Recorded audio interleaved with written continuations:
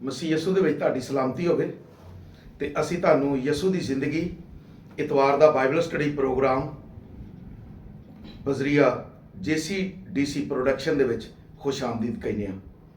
ਤੇ ਮੈਂ ਪਾਦਰੀ ਅਮਜਦ ਇਮਤਿਆਜ਼ ਤੁਹਾਡੇ ਕੋਲ ਖੁਦਾ ਦਾ ਕਲਾਮ ਲੈ ਕੇ ਹਾਜ਼ਰ ਹੋਇਆ। ਤੇ ਅੱਜ ਅਸੀਂ ਬੜੀ ਇੱਕ ਖਾਸ ਗੱਲ ਸਿੱਖਾਂਗੇ ਤੇ ਮੈਂ ਫੇਰ ਇਹ ਕਹਾਂਗਾ ਕਿ ਅੱਜ ਦੀ ਵੀਡੀਓ ਨੂੰ ਗੌਰ ਨਾਲ ਸੁਣਿਆ ਜੇ। ਅੱਜ ਦੀ ਵੀਡੀਓ ਦਾਊਦ ਬਾਦਸ਼ਾਹ ਦੀ ਜ਼ਿੰਦਗੀ ਦਾ ਇੱਕ ਵਾਕਿਆ ਹੈ ਜਿਹੜਾ ਬੜਾ ਮਸ਼ਹੂਰ ਹੈ ਕਿ ਉਹ ਖੁਦਾ ਦੇ ਅਹਿਦ ਦਾ ਸੰਦੂਕ ਲੈ ਕੇ ਜਦੋਂ ਯਰੂਸ਼ਲਮ 'ਚ ਆਇਆ ਵੇ ਤੇ ਉਹਦੇ ਕੀ ਹਾਲਾਤ ਸਨ, ਤੇ ਅੱਜ ਮੈਂ ਉਹਦੀ ਗੱਲ ਤੁਹਾਡੇ ਨਾਲ ਕਰਨਾ ਚਾਹੁੰਦਾ। ਇਹ ਦੂਸਰਾ ਸੈਮੂਅਲ 6 ਬਾਬ 'ਚ ਇਹਦਾ ਜ਼ਿਕਰ ਹੈ ਤੇ ਖੁਦਾ ਦਾ ਕਲਾਮ ਇਹ ਦੱਸਦਾ ਹੈ ਕਿ ਅਹਿਦ ਦਾ ਸੰਦੂਕ ਦਾਊਦ ਯਰੂਸ਼ਲਮ ਨੂੰ ਲੈਣ ਲਈ, ਯਰੂਸ਼ਲਮ ਤੇ ਲਿਆਉਣ ਲਈ ਉਹਨੇ ਕੋਸ਼ਿਸ਼ ਕੀਤੀ ਤੇ ਉਹਦੇ 'ਚ ਕਾਮਯਾਬ ਹੋਇਆ ਤੇ ਉਹਨੇ ਇੱਕ ਨਵੀਂ ਗੱਡ ਬਣਵਾਈ ਤਾਂ ਕਿ ਨਵੀਂ ਗੱਡ ਦੇ ਉੱਤੇ ਖੁਦਾ ਦੇ ਅਹਿਦ ਦਾ ਸੰਦੂਕ ਲੈ ਕੇ ਆਏ। ਤੇ ਉਹਨੇ ਕੀ ਕੀਤਾ, ਅਮੀਦਾਬ ਦੇ ਪੁੱਤਰ ਉਜ਼ਾ ਤੇ ਅਖੀਊ ਇਹ ਦੋਵੇਂ ਗੱਡ ਚਲਾਉਂਦੇ ਹਨ ਤੇ ਚੰਗੇ ਗਾਡੀ ਸਨ, ਜਿਹਨੂੰ ਅਸੀਂ ਕਹਿੰਦੇ ਆ ਨਾ ਕਿ ਗੱਡ ਚਲਾਉਣ ਦੇ ਐਕਸਪਰਟ ਸਨ, ਮਹਾਰਤ ਰੱਖਦੇ ਸਨ, ਸਾਰੀ ਸਮਝ ਸੀ ਉਹਨਾਂ ਨੂੰ ਗੱਡ ਕਿਵੇਂ ਚਲਾਉਣੀ ਹੈ ਤੇ ਤਜਰਬੇਕਾਰ ਸਨ। ਉਹਨਾਂ ਨੇ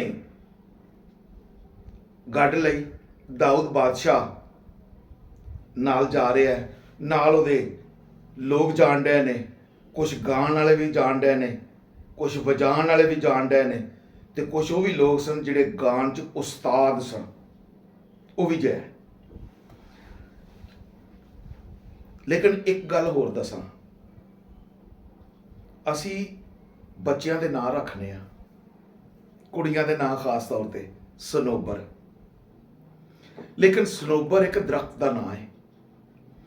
ਇਸ ਦਰਖਤ ਦੀ ਲੱਕੜੀ ਦੇ ਸਾਜ਼ ਬੜੇ ਚੰਗੇ ਬਣਦੇ ਜੇ। ਦਾਊਦ ਦੇ ਕੋਲ ਜਿੰਨੇ ਸਾਜ਼ ਵਜਾਉਣ ਵਾਲੇ ਸਨ ਨਾ, ਸਭ ਸਨੋਬਰ ਦੀ ਲੱਕੜੀ ਦੇ ਸਾਜ਼ ਸਨ ਜਿਹੜੇ ਉਹ ਵਜਾਉਂਦੇ ਸਨ। ਤੇ ਬਾਈਬਲ ਸਾਨੂੰ ਦੱਸਦੀ ਏ ਅਮੀਦਾਬ ਦਾ ਘਰ ਜਿਹੜਾ ਸੀ ਨਾ ਉਹ ਪਹਾੜੀ ਦੇ ਉੱਤੇ ਸੀ ਤੇ ਉਹਨਾਂ ਉੱਥੋਂ ਗਏ ਨੇ ਕਿ ਜਾ ਕੇ ਅਸੀਂ ਅਹਿਦ ਦਾ ਸੰਦੂਕ ਲੈ ਕੇ ਆਈਏ। ਤੇ ਜਦੋਂ ਉਹ ਸੰਦੂਕ ਲੈ ਕੇ ਆਉਂਦਾ ਹੈ ਨਾ ਤੇ ਰਸਤੇ ਦੇ ਵਿੱਚ ਇੱਕ ਬੜਾ ਵਾਕਿਆ ਹੋ ਜਾਂਦਾ ਹੈ। ਵਾਕਿਆ ਕੀ ਹੁੰਦਾ ਹੈ ਕਿ ਇੱਕ ਢੱਗੇ ਨੂੰ ਠੇਡਾ ਲੱਗਦਾ ਹੈ ਤੇ ਉਹ ਡਿੱਗਣ ਲੱਗਦਾ ਨਾ, ਜਦੋਂ ਨੀਵਾਂ ਹੁੰਦਾ ਡਿੱਗਣ ਲੱਗਦਾ ਹੈ ਤੇ ਗੱਡ ਇੱਕ ਪਾਸੇ ਨੂੰ ਉਲਰਦੀ ਹੈ ਤੇ ਅਹਿਦ ਦਾ ਸੰਦੂਕ ਗੱਡ ਤੋਂ ਥੱਲੇ ਡਿੱਗਣ ਲੱਗਦਾ ਹੈ।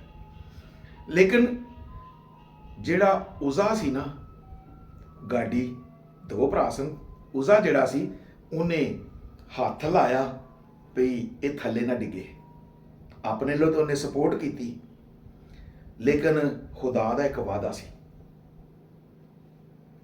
ਕਿ ਇਸ ਅਹਿਦ ਦੇ ਸੰਦੂਕ ਨੂੰ ਬਨੀ ਇਸਰਾਇਲ ਚੋਂ ਇੱਕ ਖਾਨਦਾਨ ਇਹਨੂੰ ਸੰਭਾਲ ਸਕਦਾ, ਦੂਜਾ ਕੋਈ ਨਹੀਂ ਚੁੱਕ ਸਕਦਾ।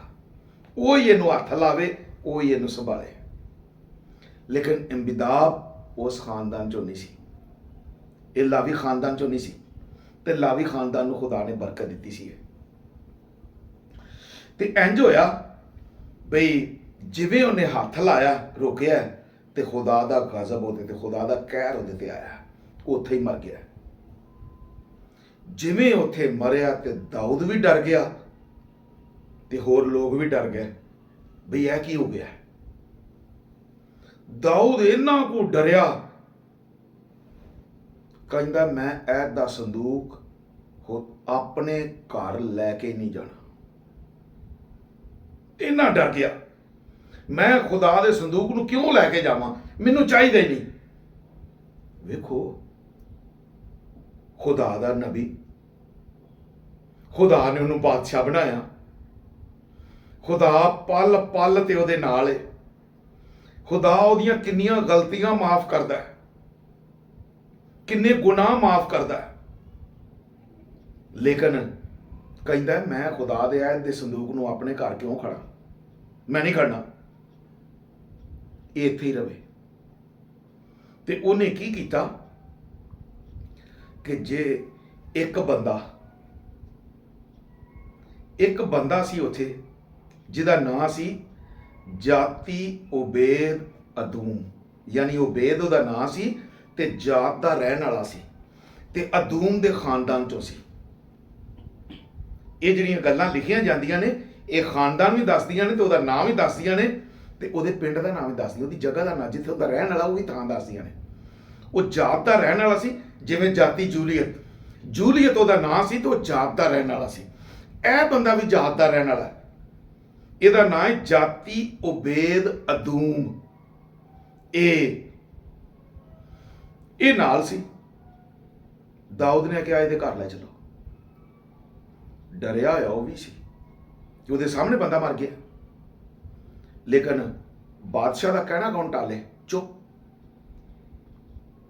ਹੁਣ ਉਹਨੇ ਆਪਣੇ ਅੰਦਰ ਪਲਾਨ ਕੀਤਾ ਕਿ ਮੇਰੇ ਘਰ ਤੇ ਜਾਏ, ਉਹਨੂੰ ਇੰਨੀ ਸਮਝ ਲੱਗ ਗਈ ਕਿ ਜਿਹੜਾ ਇਹਨੂੰ ਹੱਥ ਲਾਏਗਾ ਉਹ ਮਰ ਜਾਏਗਾ।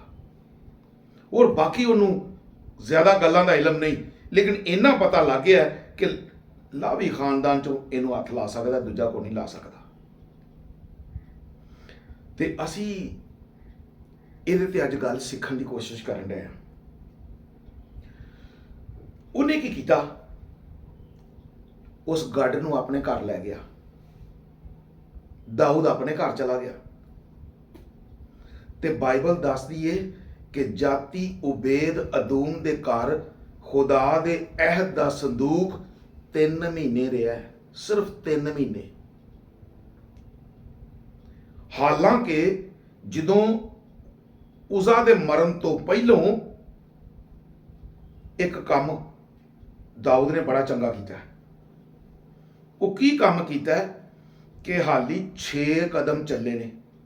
ਜ਼ਰਾ ਗੌਰ ਨਾਲ ਸਮਝ ਲਓ, ਹਾਲੀ ਐਦ ਦਾ ਸੰਦੂਕ ਰੱਖ ਕੇ 6 ਕਦਮ ਹੀ ਚੱਲੇ ਨੇ ਤੇ ਉਹਨੇ ਕਿਹਾ ਇੱਥੇ ਰੁਕ ਜਾਓ। 6 ਕਦਮ ਤੋਂ ਬਾਅਦ ਬਾਈਬਲ ਕਹਿੰਦੀ ਹੈ ਕਿ ਉਹਨੇ ਕੁਰਬਾਨੀ ਕੀਤੀ ਹੈ। ਕੁਰਬਾਨੀ ਕਰਨ ਦੇ ਨਾਲ ਹਾਲਾਂਕਿ ਇਹ ਸਮਝਿਆ ਜਾਂਦਾ ਹੈ ਕਿ ਅੱਗੇ ਖੁਦਾ ਖੁਸ਼ ਹੋਵੇ ਤਾਂ ਕਿ ਕੋਈ ਸਾਡੀ ਛੋਟੀ ਮੋਟੀ ਗਲਤੀ ਹੋਵੇ ਤਾਂ ਮਾਫ ਹੋ ਜਾਏ, ਲੇਕਿਨ ਖੁਦਾ ਜੋ ਕੁਝ ਕਿਹਾ ਸੀ ਉਹਨੂੰ ਪੂਰਿਆ ਕੀਤਾ ਉਹਨੇ। ਅਗਰ ਉਜ਼ਾ ਨੇ ਹੱਥ ਲਾਇਆ ਤੇ ਉਹ ਮਰ ਗਿਆ ਤੇ ਉਸੇ ਜਗ੍ਹਾ ਦਾ ਨਾਂ ਦਾਊਦ ਨੇ ਪਰਜ਼ ਉਜ਼ਾ ਰੱਖਿਆ ਤੇ ਨਿਸ਼ਾਨ ਦਿੱਤਾ ਕਿ ਇੱਥੇ ਬੰਦਾ ਮਰ ਗਿਆ, ਕਿਉਂਕਿ ਉਹਨੇ ਖਤਾ ਕੀਤੀ ਹੈ, ਖੁਦਾ ਦੇ ਸੰਦੂਕ ਨੂੰ ਹੱਥ ਲਾਇਆ ਤੇ ਖੁਦਾ ਨੂੰ ਗੁੱਸਾ ਚੜਿਆ ਤੇ ਉਹਨੇ ਮਾਰ ਦਿੱਤਾ। ਲੇਕਿਨ ਜਦੋਂ ਜਾਤੀ ਉਬੇਦ ਦੇ ਘਰ ਚਲਾ ਗਿਆ ਤੇ ਬਾਈਬਲ ਕਹਿੰਦੀ 3 ਮਹੀਨੇ ਰਿਹਾ। ਲੇਕਿਨ ਅੱਜ ਮੈਂ ਕੁਝ ਉਹ ਗੱਲਾਂ ਦੱਸਣਾ ਚਾਹਨਾ ਜਿਹੜੀਆਂ ਬਾਈਬਲ ਦੇ ਵਿੱਚ ਨਹੀਂ ਹੈਗੀਆਂ। ਉਹਨੇ ਕੀ ਕੀਤਾ, ਗੱਡ ਜਿਹੜੀ ਸੀ ਨਾ ਸੰਦੂਕ ਦੇ ਅੰਦਰ ਪਿਆ, ਲੇਕਿਨ ਉਹਨੇ ਗੱਡ ਦੇ ਉੱਤੇ ਹੀ ਜਾਲ ਬਣਾਤਾ ਲੱਕੜੀ ਦਾ, ਤਾਂ ਕਿ ਅੰਦਰ ਕੋਈ ਜਾਏ ਨਾ। ਬਾਹਰ ਉਹਨੇ ਇੰਨਾ ਕਿ ਹੱਥ ਨਾ ਜਾ ਸਕੇ, ਜਾਲੀ ਲਾਤੀ ਹੈ। ਗੱਡ ਦੇ ਪਿਆ, ਲੋਕ ਆਉਂਦੇ ਨੇ, ਐਦ ਦਾ ਸੰਦੂਕ ਵੇਂਦੇ ਨੇ, ਚਲੇ ਜਾਂਦੇ ਨੇ, ਲੇਕਿਨ ਉਹਦੇ ਬੱਚਿਆਂ ਚੋਂ ਵੀ ਕਿਸੇ ਨੇ ਹੱਥ ਨਹੀਂ ਲਾਇਆ। ਲੇਕਿਨ ਉਹਨੇ ਆਪਣੇ ਬੱਚਿਆਂ ਨੂੰ ਮਨਾ ਕੀਤਾ ਸੀ, ਇਹਨੂੰ ਹੱਥ ਲਾਓਗੇ ਤੇ ਮਰ ਜਾਓਗੇ। ਮੇਰੇ ਸਾਹਮਣੇ ਬੰਦਾ ਮਰ ਗਿਆ ਹਜੇ। ਤੇ ਜਾਤੀ ਉਬੇਦ ਜਿਹੜਾ ਸੀ ਉਹਨੇ ਆਪਣੇ ਬੱਚਿਆਂ ਨੂੰ ਮਨਾ ਕੀਤਾ। ਜਦੋਂ ਘਰਦਿਆਂ ਨੂੰ ਮਨਾ ਕੀਤਾ ਤੇ ਕਿਸੇ ਨੇ ਹੱਥ ਨਹੀਂ ਲਾਇਆ ਤੇ ਕੋਈ ਨਹੀਂ ਮਰਿਆ। ਤੇ ਖੁਦਾ ਦੀ ਉਹਨਾਂ ਫਰਮਾ ਬਰਦਾਰੀ ਕੀਤੀ ਤੇ ਖੁਦਾ ਦੇ ਅਹਿਦ ਦੇ ਸੰਦੂਕ ਨੂੰ ਸੰਭਾਲਿਆ। ਤੇ ਜਦੋਂ ਸੰਭਾਲਿਆ ਤੇ ਬਾਈਬਲ ਕਹਿੰਦੀ ਹੈ ਖੁਦਾ ਨੇ ਉਹਨਾਂ ਨੂੰ ਬਰਕਤ ਦਿੱਤੀ ਹੈ। ਤੇ ਉਹ ਬਰਕਤ ਕੀ ਸੀ? ਸਾਰੇ ਘਰਾਣੇ ਨੂੰ ਬਰਕਤ ਦਿੱਤੀ ਹੈ, ਸਾਰੇ ਘਰਾਣੇ ਨੂੰ ਬਰਕਤ ਦਿੱਤੀ ਹੈ। ਤੇ ਘਰ 'ਚ ਇੰਨੀ ਬਰਕਤ ਕਿ ਉਹ ਮਸ਼ਹੂਰ ਹੋ ਗਿਆ। ਕੋਈ ਕੀ ਸੀ ਤੇ ਕੀ ਬਣ ਗਿਆ। ਤੇ ਮੈਂ ਅੱਜ ਭਰਾਓ ਤੁਹਾਨੂੰ ਇਹ ਦੱਸਣਾ ਚਾਹੁੰਦਾ, ਉਹ ਖੁਦਾ ਦੇ ਘਰ ਦੀ ਖਿਦਮਤ ਕਰਨ ਵਾਲਿਓ, ਖੁਦਾ ਤੋਂ ਬਰਕਤ ਲਵੋ।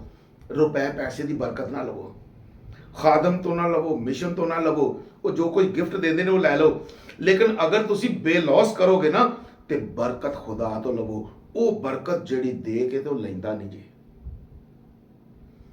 ਲੇਕਿਨ ਕੀ ਹੋਇਆ, 3 ਮਹੀਨੇ ਬਾਅਦ ਜਦੋਂ ਬਰਕਤ ਸੁਣੀਏ, ਉਹ ਬਰਕਤ ਜਿਹੜੀ ਇੰਨੀ ਹੋ ਗਈ, ਉਹਨਾਂ ਦੀ ਕੂਵਤ ਤੋਂ ਵੀ ਜ਼ਿਆਦਾ ਮਸ਼ਹੂਰ ਹੋ ਗਿਆ ਕਿ ਇੰਨੀ ਬਰਕਤ ਤੇ ਦਾਊਦ ਦੇ ਕੰਨਾਂ 'ਚ ਵੀ ਗੱਲ ਗਈ, ਦਾਊਦ ਬਾਦਸ਼ਾਹ ਦੇ, ਕਿ ਜੀ ਤੂੰ ਐਦ ਦਾ ਸੰਦੂਕ ਤੇ ਛੱਡ ਆਇਆ, ਦੇ ਆਇਆ ਉਹਨੂੰ, ਲੇਕਿਨ ਖੁਦਾ ਨੇ ਤਾਂ ਉਸ ਘਰ 'ਚ ਬਰਕਤ ਬੜੀ ਦਿੱਤੀ ਏ।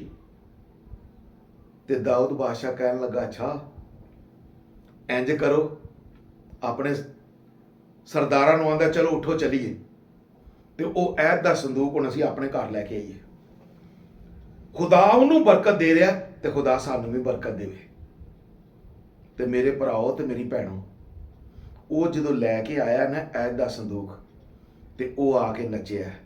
ਉਹ ਤੇ ਬਰਕਤ ਲਈ ਨੱਚਿਆ ਸੀ, ਜਿਹੜੀ ਜਿਸਮਾਨੀ ਬਰਕਤ ਉਸ ਨੂੰ ਮਿਲੀ ਸੀ, ਜਿਹਦੇ ਨਾਲ ਉਹ ਮਾਲਦਾਰ ਹੋ ਗਿਆ ਸੀ। ਤੇ ਦਾਊਦ ਬਾਦਸ਼ਾਹ ਬਰਕਤ ਲੈਣਾ ਚਾਹੁੰਦਾ ਹੈ ਤੇ ਉਹ ਨੱਚਿਆ। ਲੇਕਿਨ ਮੈਂ ਇੱਕ ਦੱਸਣਾ ਚਾਹੁੰਦਾ ਗੱਲ, ਮੈਂ ਤੁਹਾਨੂੰ ਨੱਚਣ ਤੋਂ ਮਨਾ ਨਹੀਂ ਕਰਦਾ, ਤੁਹਾਡਾ ਦਿਲ ਕਰਦਾ ਤੁਸੀਂ ਨੱਚੋ, ਲੇਕਿਨ ਬਾਈਬਲ ਕਹਿੰਦੀ ਏ ਕਿ ਉਹ ਨੱਚਿਆ, ਲੇਕਿਨ ਉਹਨੇ ਆਪਣੇ ਆਪ ਨੂੰ ਨੀਵਿਆਂ ਵੀ ਕੀਤਾ। ਜਿਹੜਾ ਨੱਚਦਾ ਆਪਣੇ ਆਪ ਨੂੰ ਨੀਵਿਆਂ ਕਰਦਾ, ਜ਼ਲੀਲ ਹੁੰਦਾ ਹੈ। ਕਿਉਂ? ਆਖਰੀ ਆਇਤਾਂ 'ਚ ਲਿਖਿਆ ਵੇ ਕਿ ਇਸ ਤੋਂ ਵੀ ਜ਼ਿਆਦਾ ਮੈਨੂੰ ਜ਼ਲੀਲ ਹੋਣਾ ਪਿਆ ਤੇ ਮੈਂ ਹੋਵਾਂਗਾ। ਲੇਕਿਨ ਖੁਦਾ ਸਾਨੂੰ ਜ਼ਲੀਲ ਹੋਣ ਲਈ ਤੇ ਨਹੀਂ ਕਹਿੰਦਾ। ਖੁਦਾ ਤਾਂ ਕਹਿੰਦਾ ਮੇਰੇ ਸ਼ਹਿਜ਼ਾਦੇ ਨੇ, ਉਹ ਸਾਨੂੰ ਇਹ ਤੇ ਨਹੀਂ ਕਹਿੰਦਾ ਕਿ ਤੁਸੀਂ ਜ਼ਲੀਲ ਹੋਵੋ। ਨੱਚਣਾ ਜ਼ਲੀਲ ਹੋਣਾ ਹੈ। ਇਸ ਲਈ ਮੈਂ ਆਪਣੇ ਸਾਰੇ ਭੈਣ ਭਰਾਵਾਂ ਅੱਗੇ ਦਰਖਾਸਤ ਕਰਨਾ ਵਾਂ ਕਿ ਨੱਚਣਾ ਛੱਡੋ ਨਾ ਕਰੋ। ਖੁਦਾ ਦੀ ਹਜ਼ੂਰੀ 'ਚ ਚੱਲਣਾ ਸੰਜੀਦਗੀ 'ਚ, ਵਾਜ਼ ਦੀ ਕਿਤਾਬ 'ਚ ਲਿਖਿਆ ਨਾ, ਜਦੋਂ ਤੂੰ ਖੁਦਾ ਦੇ ਘਰ ਨੂੰ ਜਾਣਾ ਤੇ ਸੰਜੀਦਗੀ ਨਾ ਜਾ। ਖੁਦਾ ਦੇ ਘਰ 'ਚ ਸੰਜੀਦਗੀ ਨਾ ਜਾਓ। ਤੇ ਉਹਦੇ ਨਾਲ ਇਹ ਦੱਸਣਾ ਚਾਹੁੰਦਾ ਵਾਂ ਕਿ ਦਾਊਦ ਬਾਦਸ਼ਾਹ ਉਸ ਤੋਂ ਬਾਅਦ ਨਹੀਂ ਨੱਚਿਆ। ਉਹਨੇ ਆਪਣੇ ਕਿਸੇ ਪੁੱਤਰ ਨੂੰ ਨਹੀਂ ਕਿਹਾ ਕਿ ਖੁਦਾ ਦੀ ਹਜ਼ੂਰੀ 'ਚ ਨੱਚੋ। ਇੱਕੋ ਵਾਰੀ ਹੋਇਆ, ਲੇਕਿਨ ਉਸ ਤੋਂ ਬਾਅਦ ਕਿਤੇ ਨਹੀਂ ਇਹ ਚੀਜ਼ ਉਹਨੇ ਨਾ ਆਪਣੇ ਬੱਚਿਆਂ ਨੂੰ ਤਾਲੀਮ ਦਿੱਤੀ ਹੈ ਤੇ ਨਾ ਉਹਨੇ ਆਪ ਨੱਚਿਆ। ਇਹ ਤਾਰੀਖ ਦੱਸਦੀ ਹੈ ਭਾਈ। ਤੇ ਤੁਸੀਂ ਆਪਣੇ ਆਪ ਨੂੰ, ਜਿਸ ਤਰ੍ਹਾਂ ਕਹਿੰਦਾ ਨਾ ਕਿ ਮੈਂ ਇਸ ਤੋਂ ਵੀ ਜ਼ਿਆਦਾ ਜ਼ਲੀਲ ਹੋਣਾ ਪਿਆ ਤਾਂ ਹੋਵਾਂਗਾ, ਮੈਂ ਆਪਣੇ ਆਪ ਨੂੰ ਨੀਵਿਆਂ ਕਰਾਂਗਾ ਖੁਦਾ ਦੀ ਹਜ਼ੂਰੀ 'ਚ ਜਾ ਕੇ। ਲੇਕਿਨ ਖੁਦਾ ਸਾਨੂੰ ਨੱਚਣ ਦਾ ਨਹੀਂ ਕਹਿੰਦਾ। ਖੁਦਾ ਤਾਂ ਸਿਰਫ ਇਹ ਕਹਿੰਦਾ ਮੇਰੇ ਹਜ਼ੂਰ ਆ ਤੇ ਆਪਣੇ ਗੁਨਾਹ ਦਾ ਇਕਰਾਰ ਕਰ ਤੇ ਮਾਫੀ ਮੰਗ। ਅਸੀਂ ਮਾਫੀ ਮੰਗ ਕੇ ਆਪਣੇ ਗੁਨਾਹ ਮਾਫ ਕਰਾ ਲਈਏ, ਸਾਨੂੰ ਨੱਚਣ ਦੀ ਕੋਈ ਲੋੜ ਨਹੀਂ। ਸਾਨੂੰ ਖੁਦਾ ਦੇ ਨਾਲ ਚੱਲਣ ਦੀ ਜ਼ਰੂਰਤ ਹੈ। ਤੇ ਇਸ ਲਈ ਉਹਨੇ ਤੇ ਬਰਕਤ ਲੈਣ ਲਈ, ਇਸ ਖੁਸ਼ੀ ਲਈ ਕੀਤਾ। ਉਹਨੇ ਆਖਿਆ ਉਹ ਬਰਕਤ ਲੈਣ ਡਿਆ, ਮੈਂ ਲਵਾਂ, ਇਹ ਮੇਰੇ ਕੋਲ ਆਉਣੀ ਚਾਹੀਦੀ। ਉਹ ਚੰਗੀ ਸ਼ੈ ਆਪਣੇ ਕੋਲ ਰੱਖ ਲੈਂਦਾ ਸੀ ਹਰ ਵੇਲੇ। ਉਹਨੂੰ ਜੇ ਔਰਤ ਚੰਗੀ ਲੱਗੀ ਹੈ ਤਾਂ ਉਹ ਖੋਹ ਲੈਂਦਾ ਸੀ। ਖੁਦਾ ਨਾਰਾਜ਼ ਵੀ ਹੁੰਦਾ ਸੀ। ਇਹ ਵੀ ਬਰਕਤ ਉਹਨੇ ਵੇਖਿਆ ਤਾਂ ਉਹਨੇ ਆਖਿਆ ਮੈਂ ਲੈ ਲਾਏ। ਤੇ ਉਹ ਆਪਣੇ ਬਾਦਸ਼ਾਹ ਸੀ ਨਾ, ਹੁਣ ਉਹਨੂੰ ਮਨਾ ਤਾਂ ਕੋਈ ਕਰ ਨਹੀਂ ਸਕਦਾ। ਉਹ ਲੈ ਆਇਆ ਤੇ ਉਹਨੇ ਆਪਣੇ ਕੋਲ ਰੱਖ ਲਈ। ਤੇ ਉਹਨੇ ਉਸ ਬਰਕਤ ਲਈ ਨੱਚਿਆ ਸੀ, ਖੁਸ਼ ਸੀ ਕਿ ਇਹ ਵੀ ਬਰਕਤ ਮੇਰੇ ਕੋਲ ਆ ਗਈ ਹੈ, ਮੈਂ ਹੁਣ ਵੱਧਦਾ ਜਾਣਾ ਪਿਆ। ਤੇ ਮੈਂ ਅੱਜ ਆਪਣੇ ਭੈਣ ਭਰਾਵਾਂ ਨੂੰ ਇਹ ਗੱਲ ਆਖਾਂਗਾ, ਉਹ ਜੇ ਕੋਈ ਨੱਚਦਾ ਤੇ ਭਾਈ ਨੱਚੋ, ਮੈਂ ਤੁਹਾਨੂੰ ਮਨਾ ਨਹੀਂ ਕਰਦਾ। ਲੇਕਿਨ ਖੁਦਾ ਦਾ ਕਲਾਮ ਨਹੀਂ ਜੇ ਦੱਸਦਾ ਕਿ ਤੁਸੀਂ ਇੰਝ ਕਰੋ। ਮੈਂ ਉਮੀਦ ਕਰਨਾ ਵਾਂ ਕਿ ਕਿਸੇ ਨੂੰ ਇਹ ਬੁਰੀ ਗੱਲ ਨਹੀਂ ਲੱਗੀ ਹੋਏਗੀ, ਲੇਕਿਨ ਖੁਦਾ ਦੇ ਕਲਾਮ ਦੇ ਨਾਲ ਚੱਲੋ। ਖੁਦਾ ਤੁਹਾਨੂੰ ਇਸ ਕਲਾਮ ਨੂੰ ਹੋਰ ਸਮਝਣ ਦੀ ਤੌਫੀਕ ਦੇਵੇ ਤੇ ਖੁਦਾ ਤੁਹਾਨੂੰ ਬਰਕਤ ਦੇਵੇ। ਆਮੀਨ।